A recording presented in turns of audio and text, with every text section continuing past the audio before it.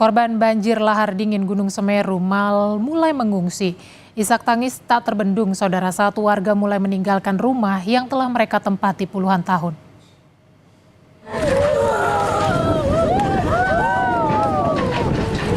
Tangis warga dusun Sumber Langsep, Lumajang, Jawa Timur tak terbendung saat mereka mulai meninggalkan rumah mereka yang telah hancur diterjang banjir lahar dingin Gunung Semeru. Sebelumnya warga masih memilih tinggal di tenda dekat rumah mereka yang tertimbun banjir lahar dingin. Namun akhirnya mereka memilih ikut dievakuasi ke balai desa setempat untuk mengungsi. Hah? Kejebak ini di atas semalaman. Semalaman. Kalau di bawah anak saya nangis terus. Jadi rencananya mau dibawa ke mana dulu? Mengungsi ke Balai desa. Balai desa.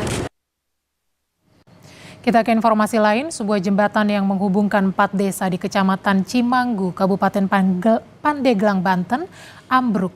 Akibatnya akses warga terputus.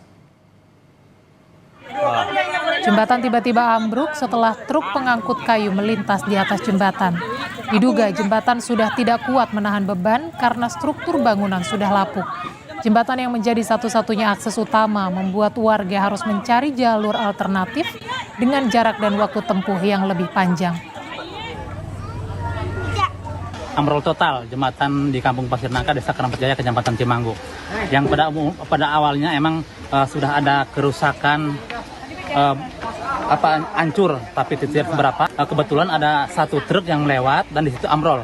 Tengah-tengah jembatannya potong sehingga satu truk itu bisa macet dengan muatan kayu, tidak bisa mundur, tidak bisa maju.